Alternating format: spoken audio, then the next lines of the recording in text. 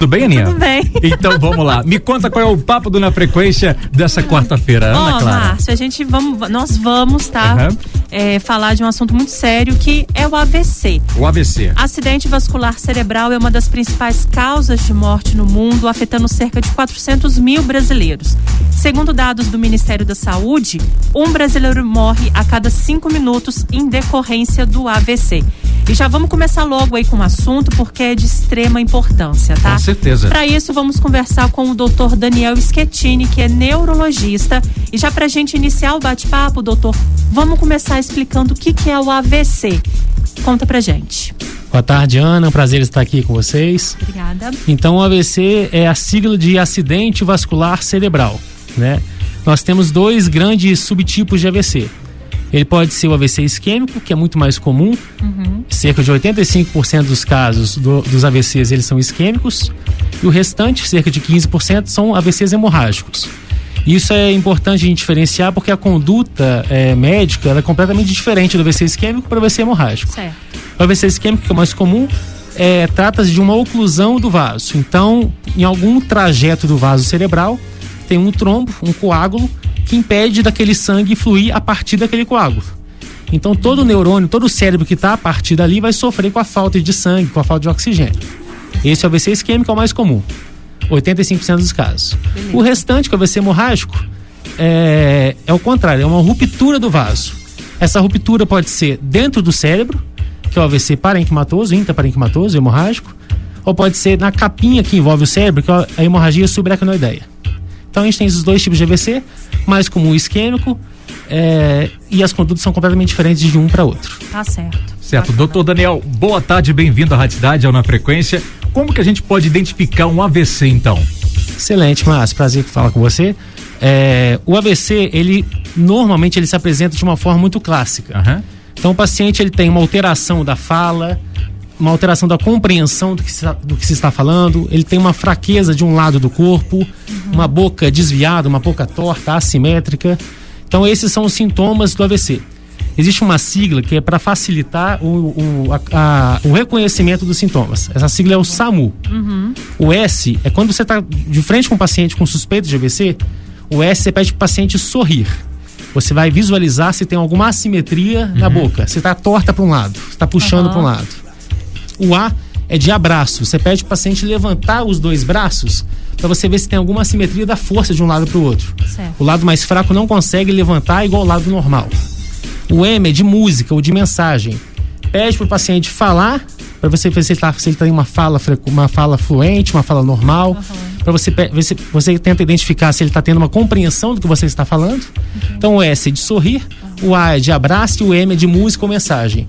Tendo algum desses sintomas ou sinais, o U é de urgência.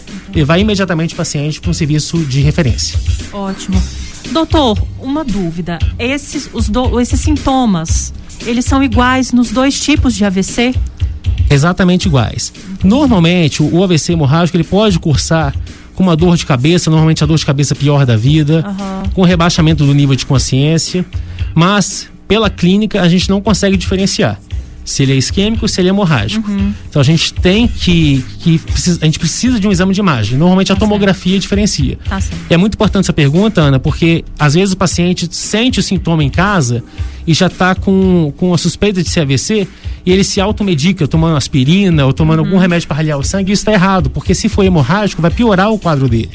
Então, identificar algum dos sinais dessa sigla SAMU que eu falei anteriormente, procurar o hospital, esse paciente vai ser submetido a um exame de imagem, normalmente tomografia, e aí a tomografia vai diferenciar se é isquêmico, se é hemorrágico, e a conduta vai ter uma ideia do que for, entendeu? Claro, é bom a gente, sempre frisar dicas assim pra gente agir rápido, mas claro, em qualquer dúvida, chamar o médico, consultar o médico é sempre a primeira opção. Como é uma doença muito grave, Ana, não se automedicar e não esperar que os sintomas melhorem em casa. Sim. Então as pessoas às vezes acordam com o lado fraco do corpo e acha que dormiu em cima do braço, acha que está dormente, que isso vai passar. Tem que ficar atento, né, doutor? Exatamente, mas esse talvez seja o principal erro, porque o tratamento do AVC é tempo dependente. Quanto mais tempo aquele cérebro está sofrendo, mais tempo vai ficar no AVC isquêmico de falta de oxigenação e provavelmente maior sequela do paciente. Então é reconhecer, não se automedicar, porque pela clínica a gente não consegue diferenciar se é isquêmico, se é hemorrágico, e procurar imediatamente um serviço de referência, não esperar os sintomas melhorarem, porque na maioria das vezes eles não melhoram. Tá certo, boa. Doutor, quais os motivos para uma pessoa ter AVC? Dá para diminuir o risco de ter um acidente vascular cerebral? Dá sim, isso é muito importante. A gente tem um estudo recente falando que 90% dos AVCs são evitáveis. Nossa. Então a gente está falando de uma doença muito prevalente. 1 em cada 4 pessoas no Brasil vai ter um AVC. Então a gente está com uma sala aqui com 5 pessoas. Se a gente bobear, um de nós vai ter um AVC. Então é uma doença frequente, prevalente. 1 em cada 4 pessoas vai ter um AVC. Uma doença que é a segunda causa de morte no Brasil, a principal causa de incapacidade no Brasil. Então, assim, ele tira o paciente do mercado de trabalho, modifica completamente a qualidade de vida do paciente e de todos ao seu redor, né? Então, o paciente precisa de cuidados de terceiro. Então, uma vida completamente diferente do que ele tinha anteriormente. Então, buscar o tratamento precocemente é a melhor conduta, sem dúvida nenhuma. Tá certo. Ô, doutor, e existe aí uma faixa etária que é mais atingida ou não? Existe sim. 2/3 dos casos são da população idosa, de 65 anos para cima. O restante é da população mais jovem e, infelizmente, a gente está vendo cada vez mais frequentemente o AVC na população jovem. A gente pode relacionar essa população jovem com algum estresse, maus hábitos? Sim. Até respondendo a pergunta anterior, as causas evitáveis de AVC, porque o AVC ele é uma doença, ele é um acometimento neurológico devido pressão mal controlada, tabagismo, colesterol mal controlado, uma alimentação ruim. Então, pacientes que têm um estilo de vida saudável, têm uma alimentação saudável, não fumam, têm um bom controle pressórico, diabetes bem controlada, colesterol, gordura no sangue bem controlado. Esses pacientes, com esses fatores de riscos controlados, eles tendem a ter uma vida sem AVC. Boa. É comum uma pessoa que teve um AVC ter o segundo? Sim. Se o paciente tem um AVC e ele não investiga ou então não trata adequadamente, provavelmente esse paciente tem um risco imenso de ter um segundo AVC, ter uma recorrência do AVC. Quando o paciente tem um AVC e você consegue identificar claramente qual é a causa desse AVC, aí esse risco diminui bastante, mas sem dúvida nenhuma a população que já teve AVC tem um risco sim de ter um segundo AVC, se não tratado adequadamente. Então tem que ficar mais atento ainda, ir regularmente em médicos? Procurar regularmente o atendimento médico, ter um neurologista de sua confiança para fazer o acompanhamento. Sim. E buscar sempre a causa do seu primeiro AVC. Você tratando a causa do seu primeiro AVC, seja uma arritmia cardíaca, seja uma doença de uma placa de gordura, tratando adequadamente, normalmente o paciente não tem a recorrência dos sintomas, nem um novo déficit neurológico. Boa. Certo. Ô doutor, e existe sequelas aí que o AVC deixa? Como que é? Márcio, a sequela depende muito do tamanho que é o AVC. Então, existem AVCs pequenos que os pacientes conseguem se recuperar completamente. AVCs maiores podem deixar uma sequela, seja alteração da linguagem, ou seja, não consegue se expressar adequadamente, não consegue entender adequadamente o que os outros falam com você. Alteração de força, um lado mais fraco do que o outro, uma alteração de sensibilidade, sentir menos um lado do que o outro, alteração de coordenação, não conseguir pegar objetos adequadamente, não conseguir andar sem auxílio, né? Precisar às vezes de muleta ou de auxílio de terceiros para andar. Então, dependendo da localização e do tamanho do AVC, a gente tem sequelas a depender dessas situações. Ah, ótimo. E existe tratamento aí para quem sofreu um acidente vascular cerebral? Como que ele é feito?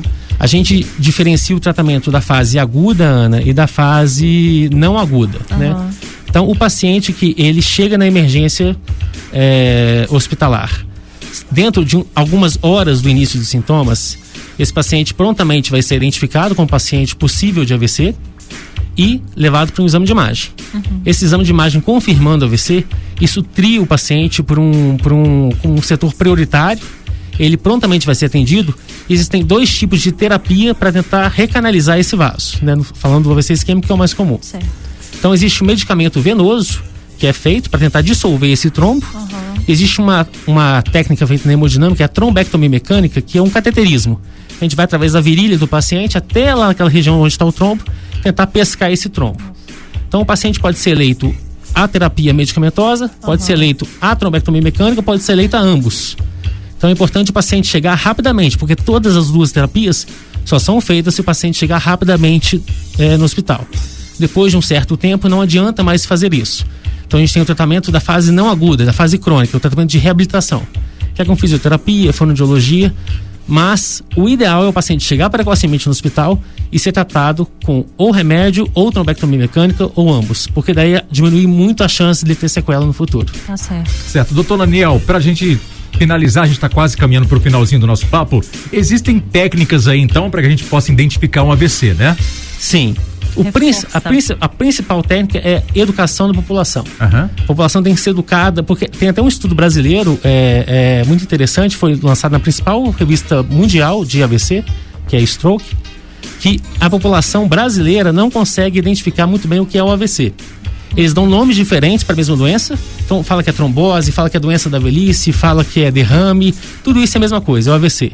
Então é saber nomear, saber identificar um paciente com a boca torta, alteração da força, alteração da fala, e saber que imediatamente tem que procurar o hospital. A gente tem um conceito antigo de que o AVC não tem tratamento, que é só lidar com as sequelas. E hoje em dia, a gente está em 2021, isso não existe. Em 2021 nós temos terapias para recanalizar esse vaso e o paciente sair sem sequela. Então é isso que a gente tem que buscar. É reconhecer o AVC, não se automedicar, procurar o atendimento médico e aí o mais precocemente possível, e aí se for candidato, a maioria é a terapia de recanalização, esse vaso é recanalizado e o paciente sai sem sequela nenhuma e segue a vida dele normalmente. E o que eu achei interessante que o doutor disse, Ana, Diga. é a parte que ele disse sobre a pessoa dormir de um lado e acordar com dores, né? E achar que foi simplesmente uma noite mal dormida, né, doutor? Exatamente, Márcio. Isso às vezes acontece mesmo, né? O paciente dorme, fica com a mão mais molenga. Mas se for frequente, né? Mas assim, você não tem que correr esse risco. Você acordou, tem um lado paralisado, sua boca tá torta, não consegue entender, não consegue falar. Ou se você observa que um parente ou familiar seu está assim, não espere melhorar, não fica achando que vai melhorar. Leva para o hospital, se for só uma noite mal dormida, vai melhorar, mas vai estar no hospital, ótimo. É melhor a gente errar para mais, né? Com certeza, ainda mais tratando de saúde, né? Exatamente. Ótimo. Doutor, fala pra gente, pra galera aí que tá querendo saber mais do seu trabalho, suas redes sociais, por favor. Minha rede social é Daniel _Schettini, Instagram e Facebook. Schettini é SCHETTINI, Instagram e Facebook. E também estou nas redes sociais do Monte Sinai. Boa, e claro, lembrar aí a galera, né? Qualquer dúvida, qualquer coisa, só procurar um médico. Com certeza, Ana. Muito bacana. Obrigada, doutor. Obrigado, prazer falar com vocês, viu? Muito obrigada. Valeu mesmo. Um abraço, doutor. Um abraço. Tamo junto.